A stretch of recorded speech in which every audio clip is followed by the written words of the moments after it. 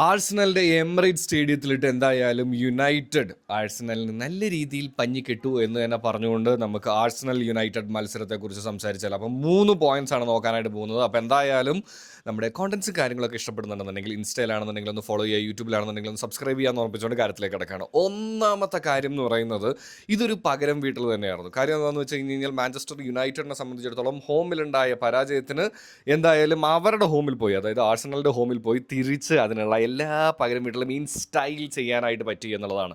രണ്ടാമത്തെ പോയിന്റ് എടുത്തു പറയേണ്ടതെന്ന് പറയുന്നത് അവരുടെ 10ാം നമ്പറായിട്ടുള്ള കുനിയ എന്ന് പറയുന്ന താരത്തെക്കുറിച്ച് തന്നെയാണ് കേട്ടോ. കാര്യം എന്താണെന്ന് വെച്ച് കഴിഞ്ഞാൽ അവർ മാക്സിമം ഡിഫെൻഡ് ചെയ്ത് ഗോൾ അടുപ്പിക്കാതിരിക്കാൻ നോക്കിയെങ്കിലും ലാസ്റ്റ് മിനിറ്റിൽ അവർക്കൊരു ഗോൾ വഴങ്ങി സമനിലയിലേക്ക് പോയി.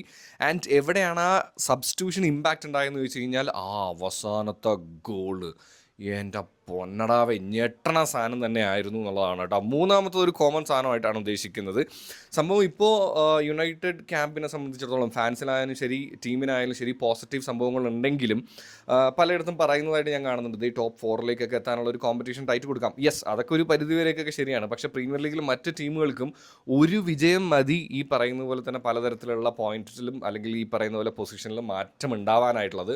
അതുകൊണ്ട് തന്നെ ഇപ്പോഴും എനിക്ക് തോന്നുന്നു ഒരു ഫസ്റ്റും സെക്കൻഡും ഒഴിച്ച് ബാക്കി അങ്ങോട്ടൊക്കെ ഉള്ളത് കുറച്ചധികം ടൈറ്റ് കോമ്പറ്റീഷനിൽ തന്നെയാണ്. എന്ത് വേണമെങ്കിലും നടക്കാം. ഇത് പ്രീമിയർ ലീഗ് ആണെന്നുള്ളതാണ് കേട്ടോ. സോ എന്താണ് നിങ്ങൾക്ക് തോന്നിയെന്നുള്ളത് താഴെ കമൻറ്റ് ചെയ്യുക.